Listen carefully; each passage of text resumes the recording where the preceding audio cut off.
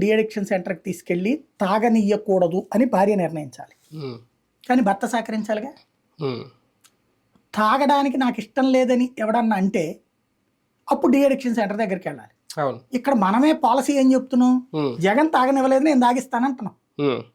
జగన్ మంచి మంది ఇవ్వలేదు బ్రాండ్లు నేను తాగిస్తానంటున్నాం. మేము మంచి బ్రాండ్లు ఇస్తాం. ఇంకా డీఅడిక్షన్ సెంటర్ ఏం చేసుకోను, గోళిగిలు కూడా తప్పించి.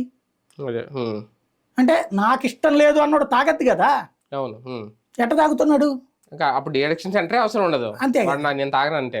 ఇక్కడ ఏంటంటే మద్యం మీద సరైన చర్చ కాకుండా రాజకీయాలు దిగిపోయి, ఇదివరకు మద్య నిషేధం మీద పోరాడిన వాళ్ళు కూడా రాజకీయ పార్టీలకు తొత్తులుగా మారిపోయి వాస్తవం చచ్చిపోయి ఇక్కడ జరుగుతున్నది ఏంటంటే మద్యం Jagan World Health Organization norms follow అయ్యాడు.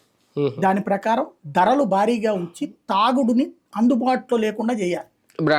బ్రాండ్లు నాణ్యమైనది అని వీళ్ళు చెప్పేటటువంటిది ఏంటంటే అలవాటైన మందు. అంతే, అలవాటైన మందుని అలవాటు కాకుండా, ఫర్ ఎగ్జాంపుల్ రోజు బిర్యానీ తినేవాడికి పప్పు అన్నం పెట్టామనుకోండి ఎక్కువ ఎక్కదు.